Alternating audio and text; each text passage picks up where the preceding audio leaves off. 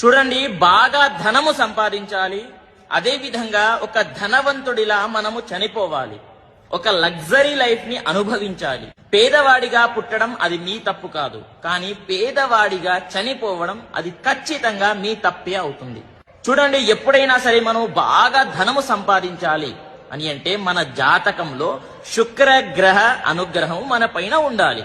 అదే విధంగా బుధగ్రహ అనుగ్రహం కూడా కావాలి. ఎందుకు అని అంటే బుధుడు తెలివితేటలకి కారకుడు.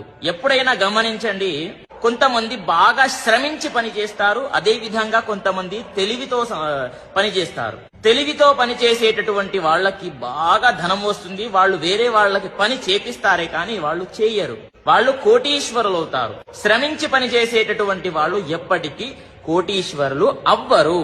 పని చేస్తేనే వాళ్లకు ధనం వస్తుంది, కానీ తెలివితో చేసేటటువంటి వాళ్ళకి కూర్చున్నా సరే ధనం వస్తుంది. అదే విధంగా శుక్రుడు దేనికి కారకుడు అని అంటే ధనానికి కారకుడు. ఒక లగ్జరీ లైఫ్ ని ఇస్తాడు. జాతకంలో శుక్రగ్రహ బుధగ్రహ అనుగ్రహం మీ పైన ఉందా, మీరు ఖచ్చితంగా కోటీశ్వరులు అవ్వాల్సిందే, మిమ్మల్ని ఎవ్వరు ఆపలేరు. కాబట్టి బుధగ్రహ శుక్రగ్రహ అనుగ్రహం మన పైన ఉండాలి అని అంటే ఏం చెయ్యాలో అనేది కూడా చెప్తాను. అప్పటి వరకు స్వస్తి, సర్వే జనాః సుఖినో భవంతు.